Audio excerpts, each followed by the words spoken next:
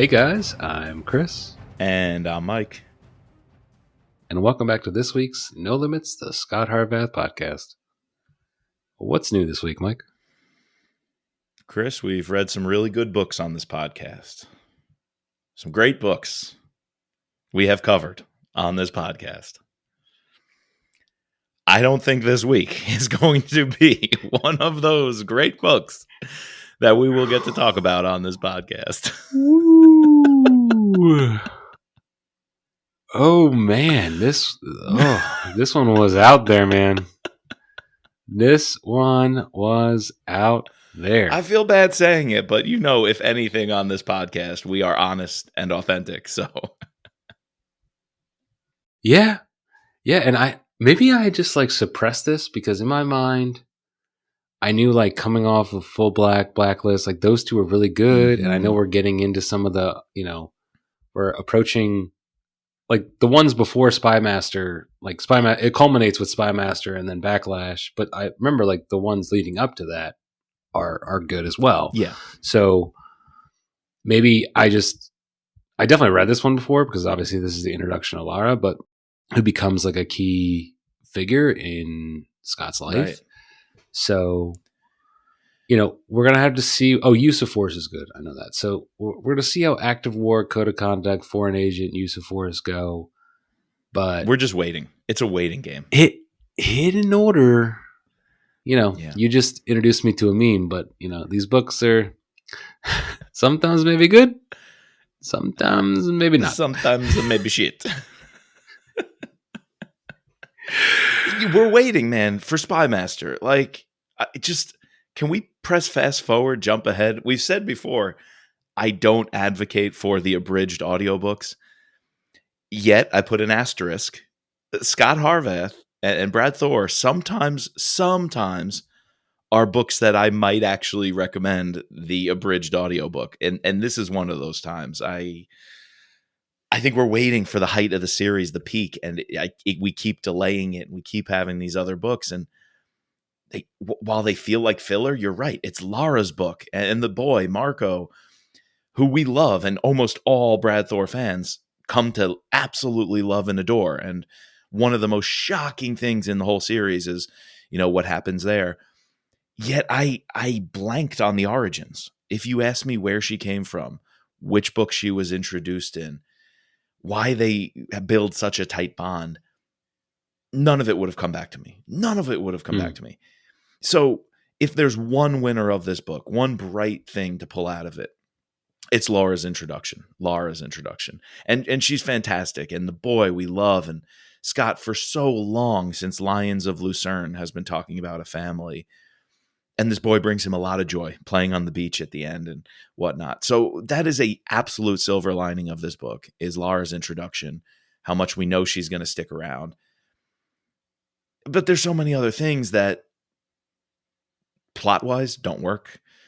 Action-wise, suspense-wise, don't get you interested. Character-wise is just over-flooded. It's coming at you so quick, so hot and heavy. I'm I don't need any of this. Who are these people?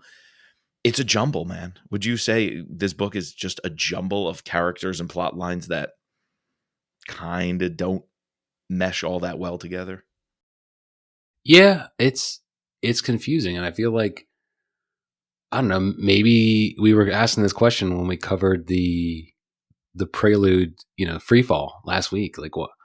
What's the point of this? Where are we going? Then next week we'll cover Epilogue 2, which I've read, you have not read, so I won't spoil my takes on that. Leave that for next week. But why have these addendum things? And to me, that signals that this maybe.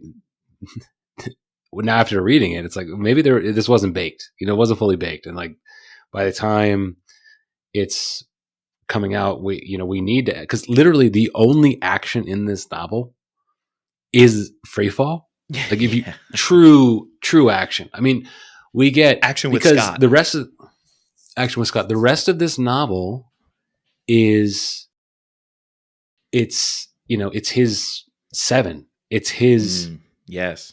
Black Dahlia, or what's the other one with the killer in San Francisco?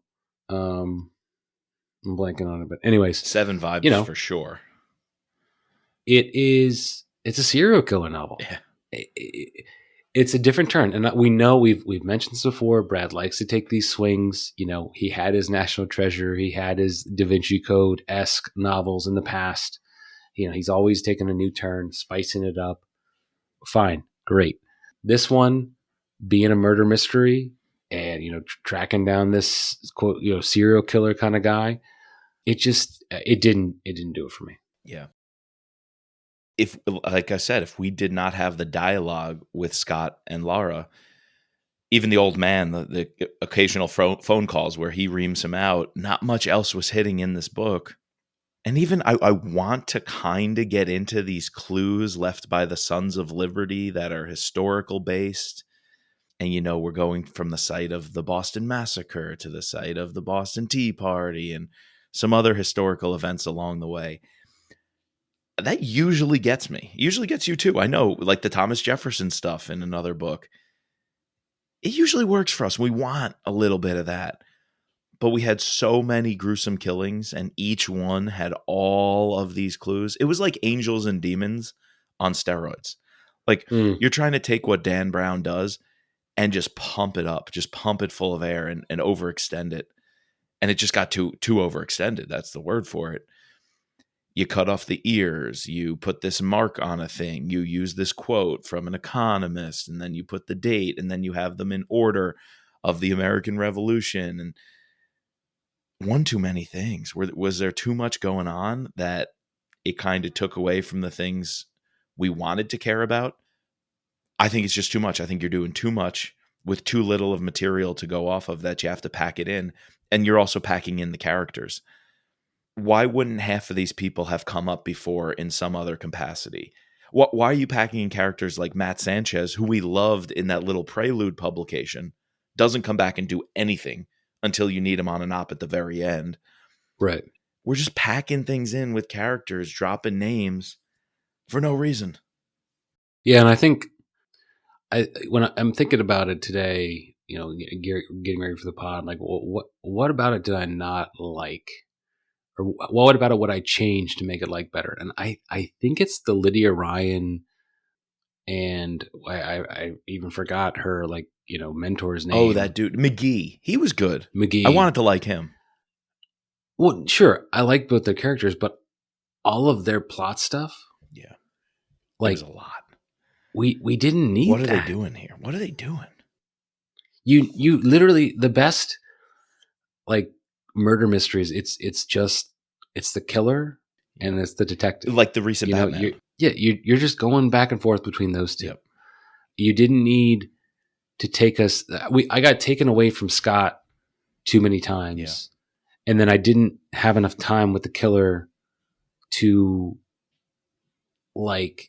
understand his motivations, because this whole integrated thing with he's part of this CIA thing where they hired killers, or they took in killers, and then I had even forgot that the killer, that's how much I didn't remember this novel. The only thing I remember from this novel was Lara, which is like you said, right. The winner of the novel is this is her introduction story, which is great. I had no idea that this is a Sixth Sense style heel turn at the end, where her partner is the lion, is the killer, the lion. He was in the CIA program. That's how much it lands flat that it didn't even stick with me. Isn't that crazy? No, it is. And that's where maybe I was trying to jive with it through the Fed talk, which we'll get into. No, that's the other one we didn't even touch yet. Yeah. Just way, way too much. We have a whole chapter of Fed history and why the Fed, Yeah, but and I texted you about this. I said the cardinal rule, or the cardinal sin in books lately, has been these pages long chapters on financial policy and stock investments. Jack Carr did it. Brad Thor did it. Jack Carr did it. Yeah, he did. Yeah. And we've criticized that. The thing is, in this book, I almost was jiving with it. It almost piqued my interest because I don't know a lot about the Federal Reserve. And I know a lot of people have issues with it, and there's a lot of conspiracy theories and questions and whatnot. It's a very libertarian thing, as you said. It almost piqued my interest to know more. It was just that in this context, I didn't want to know more from this fiction novel. It was one of those few times where it's like, you raise something interesting, yet I don't actually want you to go into it. I want to know about it, but from more reliable sources that are not spoon feeding it to me in this way. Like I want to know more about it, removed from the conspiracy theory stuff. And instead, Brad doubled down on the reason to know about the Fed is because of all these conspiracy theories and how they're ruining the world. And I'm like, I want to know more about it, regardless of all that. And so it didn't really work in the end, didn't capture my attention. But I'm curious, this meeting of JP Morgan and crew on Jekyll Island, was all that true? I assume it is, because Brad usually gets that part right. Were a lot of the other things. Oh, yeah, I'm not denying his research. No, I'm not denying his research. And that's the thing is I like that. And that's the part that maybe was intriguing to me. I didn't like how it was wound up with the plot that was unbelievable.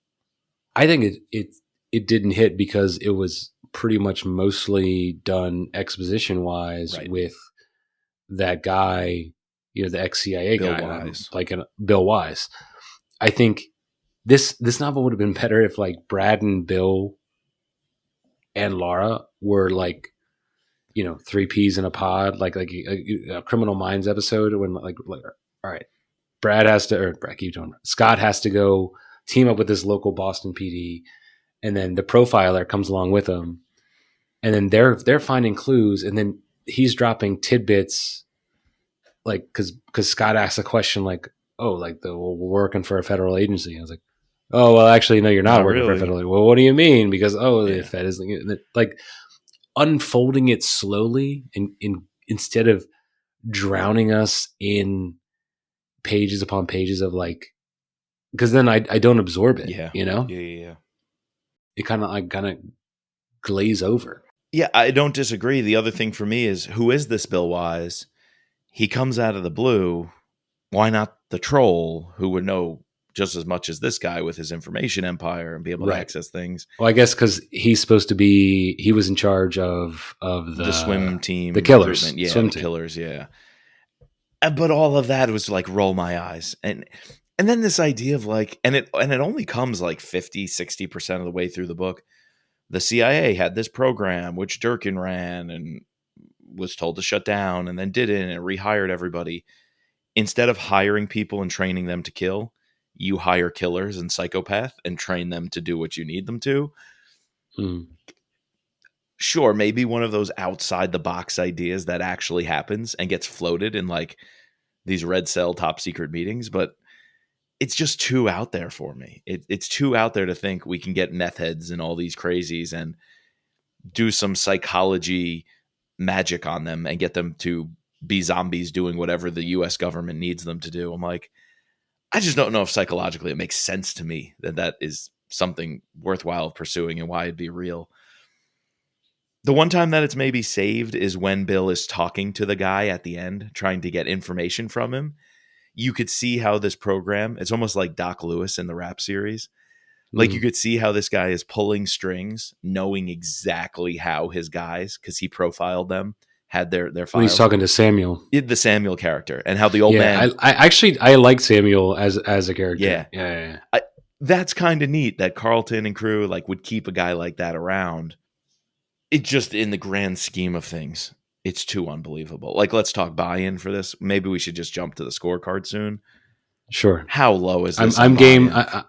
I'm game doing this in like a single pod because I don't want to. I don't want to waste people's time just like shit being mean because I don't want to be mean because I do think we should try to find some good with it.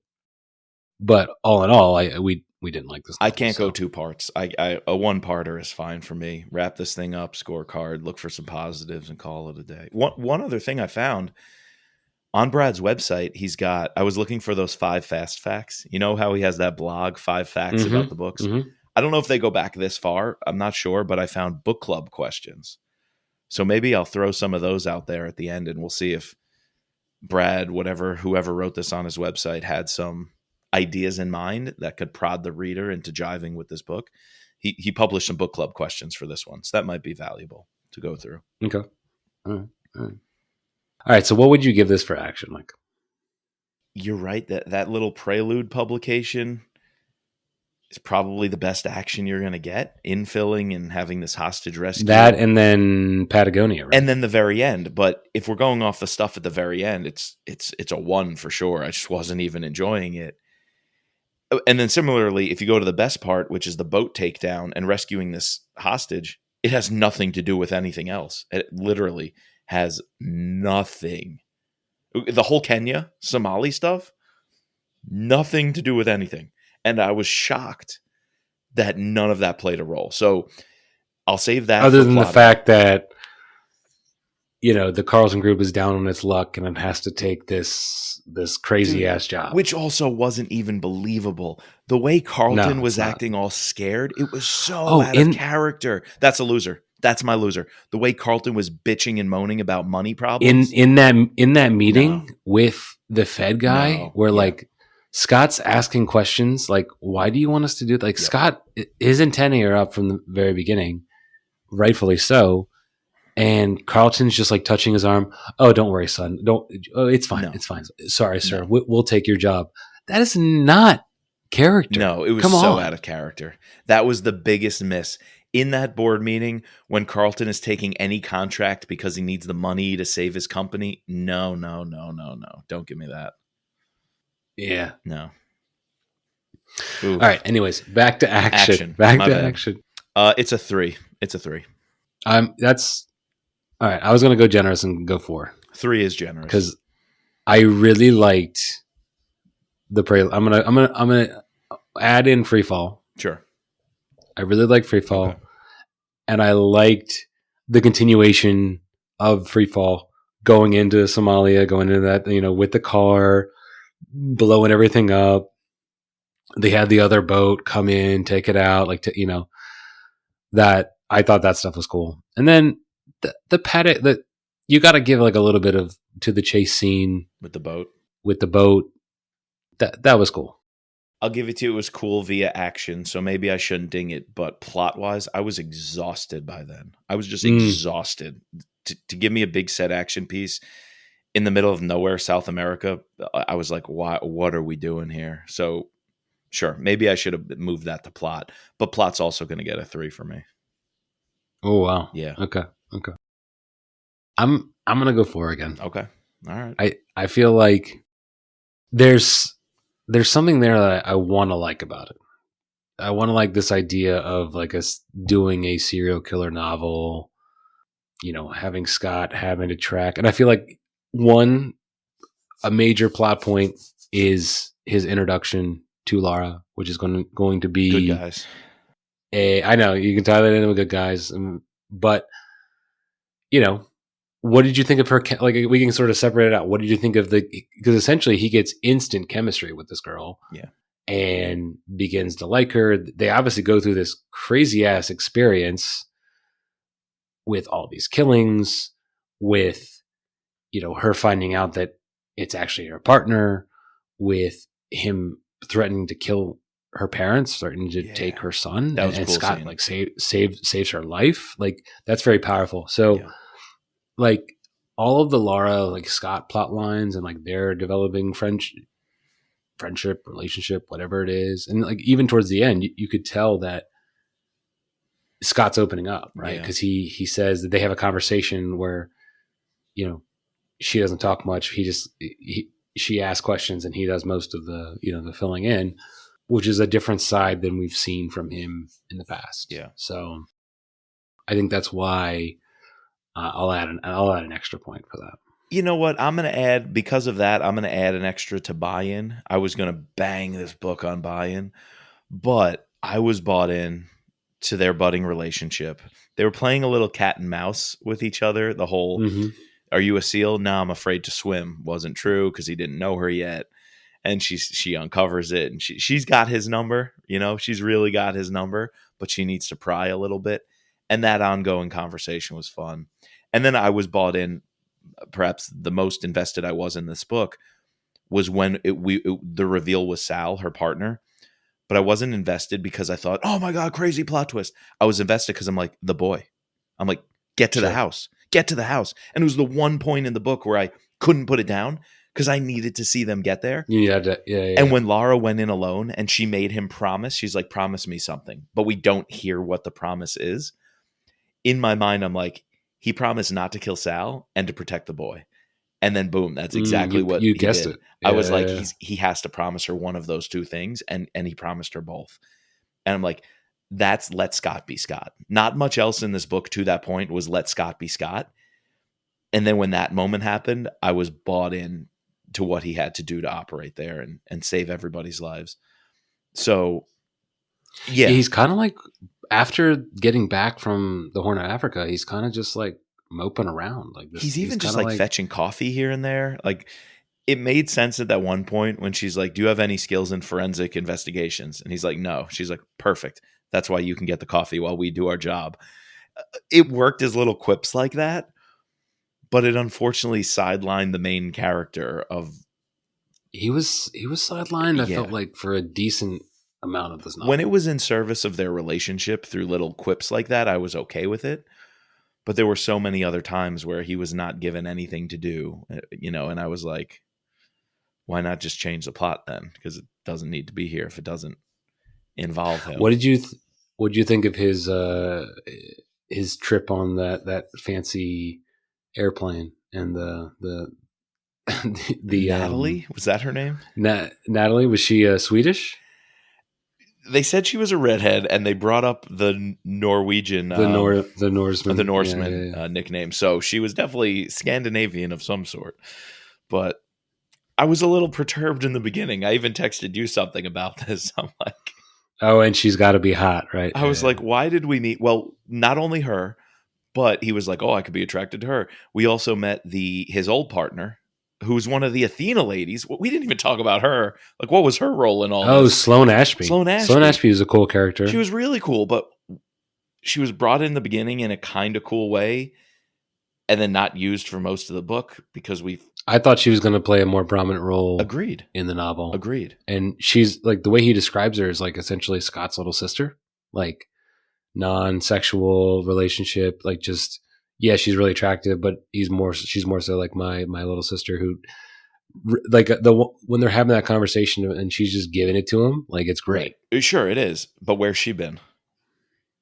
If they're almost I don't know, because where's she been? She's not one of the ones who was mentioned in Athena. Either Athena Project or like the books surrounding Athena Project. So yeah, I don't know. This is just a big downfall of the universe at large in not being so interconnected. You have. Where's the troll? Where is the troll in this novel? Why do we have this Bill Wise guy out of the blue? It's just like there's so many people that are now in universe, but there's no reason for them to be in universe except to serve this one very narrow plot thing going on, as opposed to really building a universe that things are interconnected and these people have relationships with others. There was one point actually early on where they did bring in something from earlier that I thought was cool. In The Apostle, they mention the daughter that got kidnapped and the parent who hired Scott to go into Afghanistan. They were like, they say like, oh, I know Caroline. No, not Caroline Leonard, but like, yeah, I know. Whatever their name was, the family name in The Apostle. The family name. Yeah, and that's like the recommendation of why they bring Scott into this or hire him to do something. And I was like, okay, that's a cool connective tissue to the other books. But outside of that, it's almost like there's no connections. So anyway, buy-in. Because of Lara, we know she's going to serve a big role moving forward. That was the best buy-in. Seeing their relationship begin, which all Brad Thor fans really get into over the next number of books. I think that's enough to make the buy-in a 2.5. All right, I'm going 2. Yeah, I'll give it that extra bump. I got to be generous somewhere. Yeah, 2. It's just, all the things we said. It's just, I probably should go less, but I'm being generous. Bad guys. All right, bad guys. All the Fed people, that the CIA team who are in the swim club, who are coming together to carry out this very, very involved slew of killings.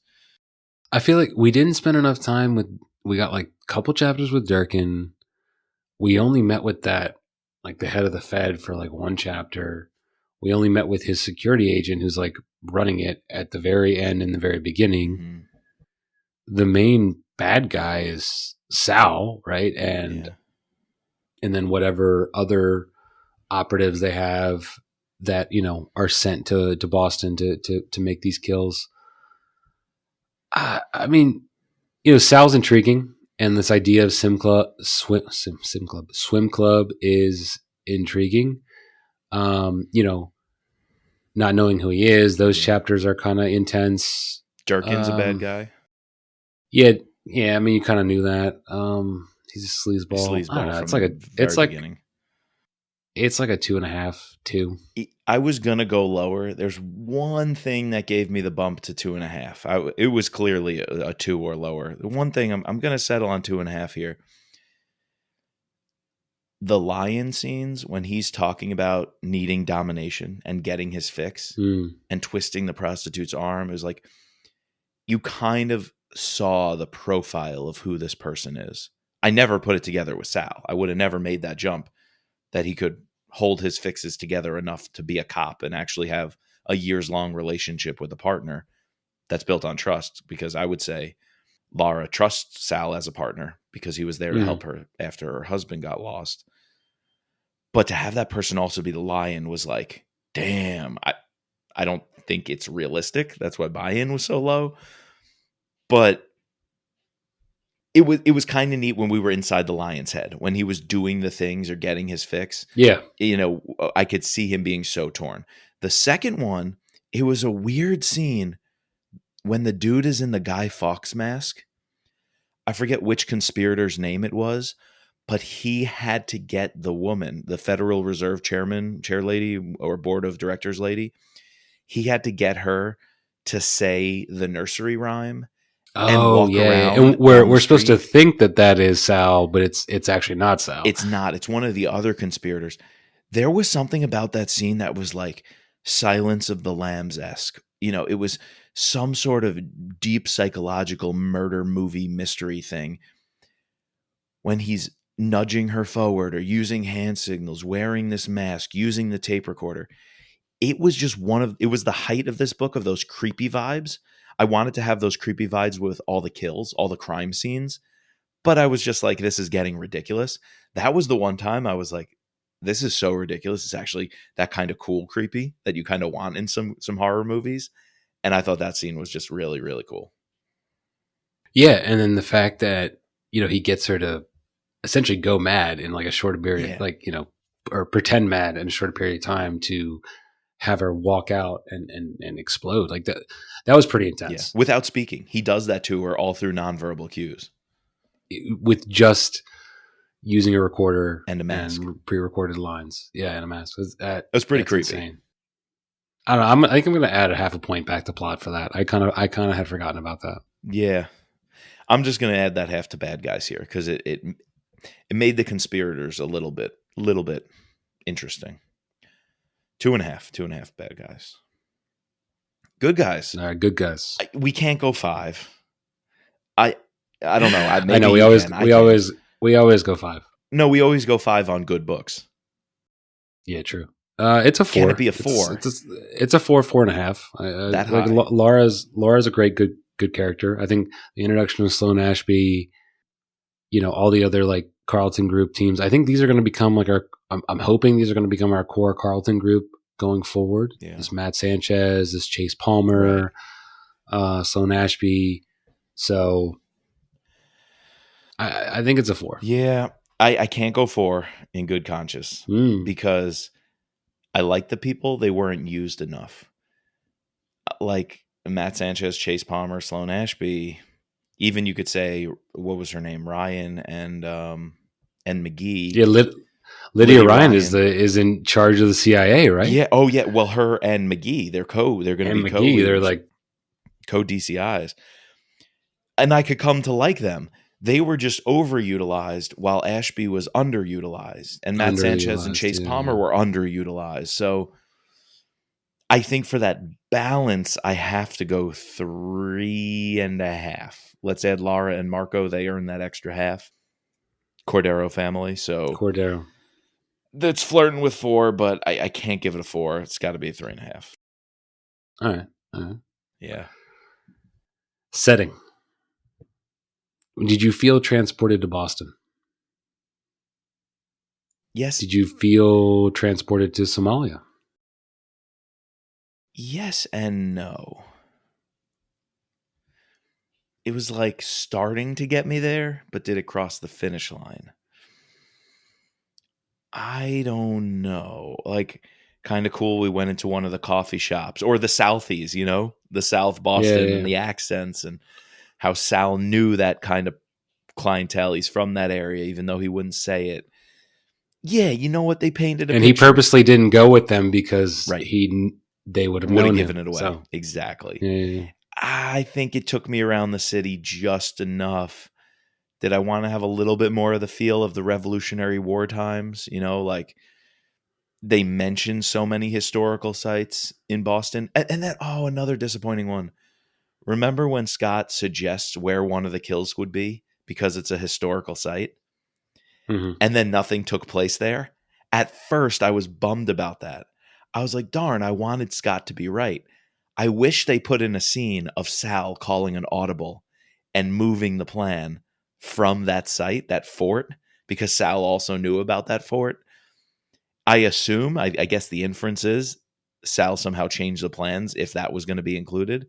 But just a little if nod that to was it. going to be the plan, he decided not to go there. Yeah, a nod to that would have been really cool to bring that full loop. So, yeah, you took me to Boston. You took me to the colonial era, but you didn't cross the finish line. Didn't nail it, the way I think Brad nailed. Just compare it to India in Rising Tiger. It's not that No, good. It's not that. So it's not that. But I 3.5. So having been to Boston, I was going to say 3.5. Having been to Boston like twice in the past year, true. I felt like he described.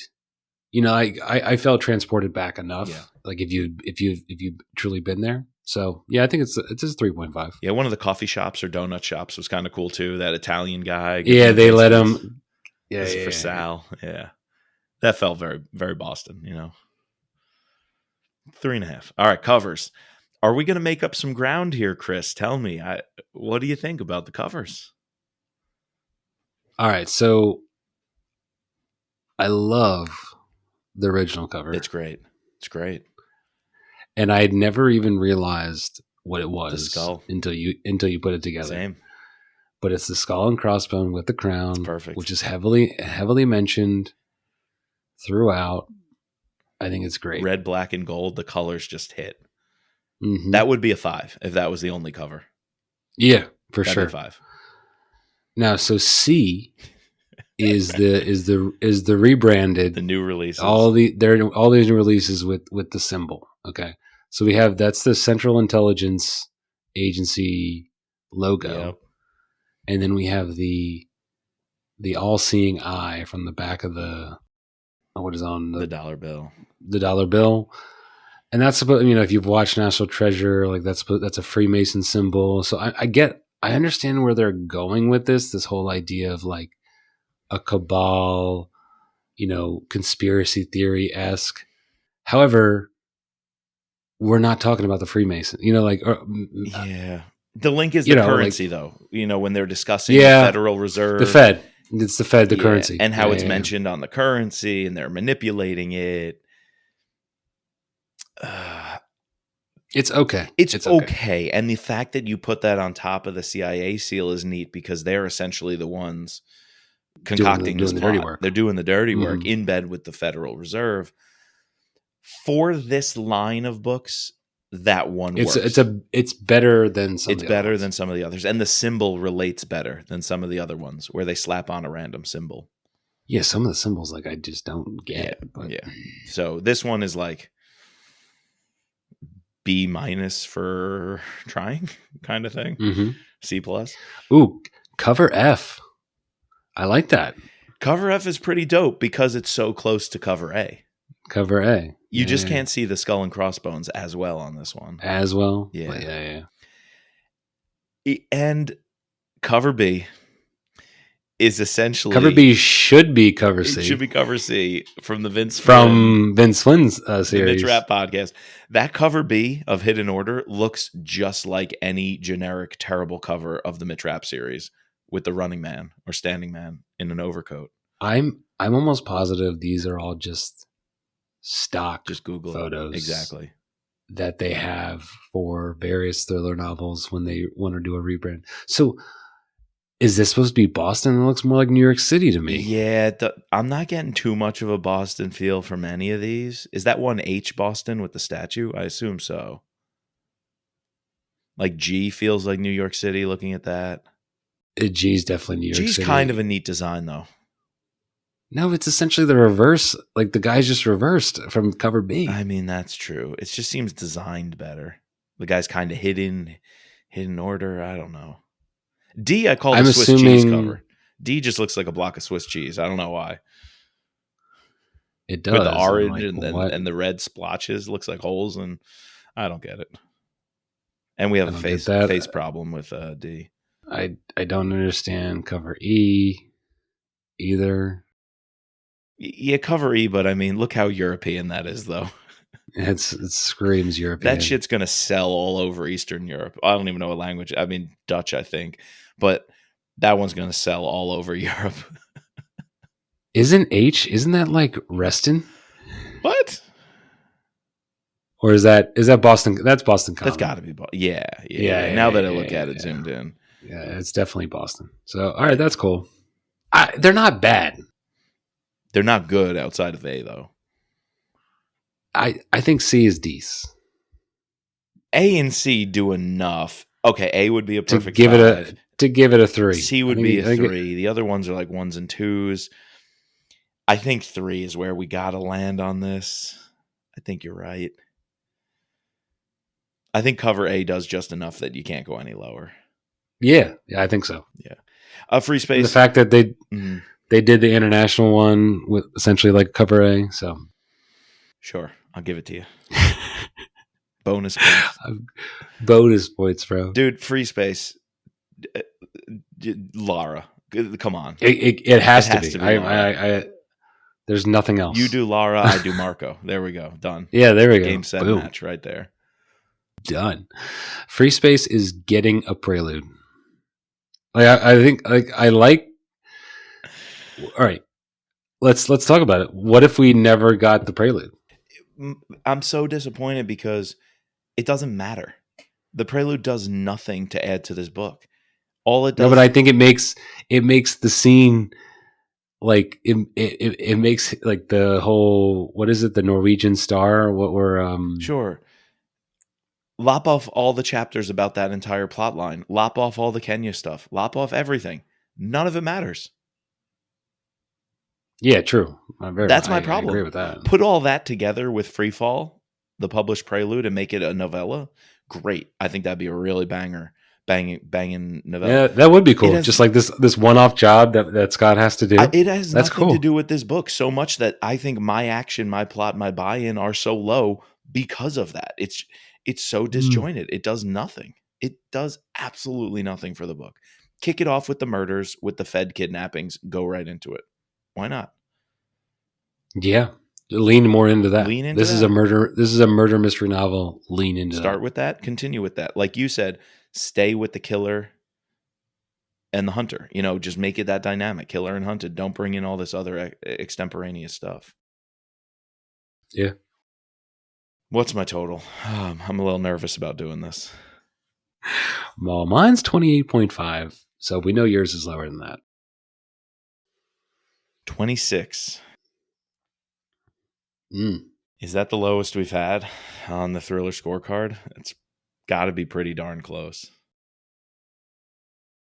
I'm assuming so. Let's go to the website, thrillerpod.com. Click on scorecard. I guess we should say, if you want to look at all of our scorecards for the Brad Thor and Thriller Pod, you can go to our website at thrillerpod.com. Wow, that 26 ties, for me at least, blowback. Ooh. Was that the one with the disease in the Alps? Yes. I never went into the 20s. Wow, except for this book and Blowback. Brad, I'm sorry, my brother, man. You have the only 2 books for me that dipped into the 20s on the scorecard. Nope, Devil's Hand. Devil's Hand was a 29 for me, but Hidden Order definitely rounds out the bottom of the barrel there. Yep. It hasn't happened in a while to us, Chris. We haven't had a book like this in a while. We had some books that weren't great, but we found some positives and ran with them. That was a little hard to do tonight. A little bit. Yeah. Well, anyways, we're gonna rest up. Mike's gonna read the epilogue too, because this book is it's not ending. And next week we'll do a little mini pod. Maybe give it a week. We'll this is fresh. Like Mike just finished it today. Just finished it. Just finished. Let's see how it ages. Let's see how this book ages. I finished it right on my drive down to golfing on Saturday. So next week we'll come together. We'll talk epilogue 2. We'll give our little post-mortem on this. See if anything pops up over a week. Maybe the epilogue will bring it back. Maybe I'll be singing a different tune when we talk next time. And how about this? We'll even go over those book club discussion questions to see if things set in a little bit better over time. Perfect. Cool. And then Act of War. Yeah, we gotta get on Act of War. And then we got some new releases coming out. So I'm pretty excited about all that. Brings us nearly to summertime. Yeah, May it's Jack Carr. So I think they pushed that back. Oh, really? I saw some sort of announcement. Let's see what the website's saying about Red Sky Morning. I'm relatively sure they pushed it to June. Yeah, June 18th. June 18th, yeah. I remember seeing an announcement. They pushed that one back. Sometimes when that's happened in the past, it's because there's a little bit of a scramble going on. I'm hoping that's not the case and things kind of get hastily put together. Was that it was originally May, right? No, it was May. Yeah, I believe the original publication was May and it got delayed. They put that on social media like a couple of weeks ago. Okay. All right. Well, if not, then we got Act of War, Code of Conduct, Foreign Agent. We also have to read Daniel Silva's first novel, right? Right, for the Patron Book Club. Our patrons and us will be having a book club in the coming months on The Kill Artist. So if you want to join up with that group, join our group chat.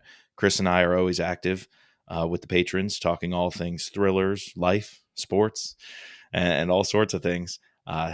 Hit up thrillerpod.com and click on the patron tab, and you can join that discussion of Daniel Silva. We're probably going to do that, May or June would be my guess.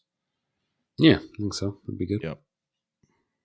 All right, guys, we need to thank our patrons, our special operators, Sherry and Jason, our special agents, Ben, Daryl, Kevin, George, Matt, Dawn, Peggy, and Mark. Please subscribe, rate, and review to all 3 seasons of No Limits using your favorite podcasting platform. You can find us at thrillerpod.com and on Twitter and Instagram at Thriller Podcast. And just let Laura be Laura.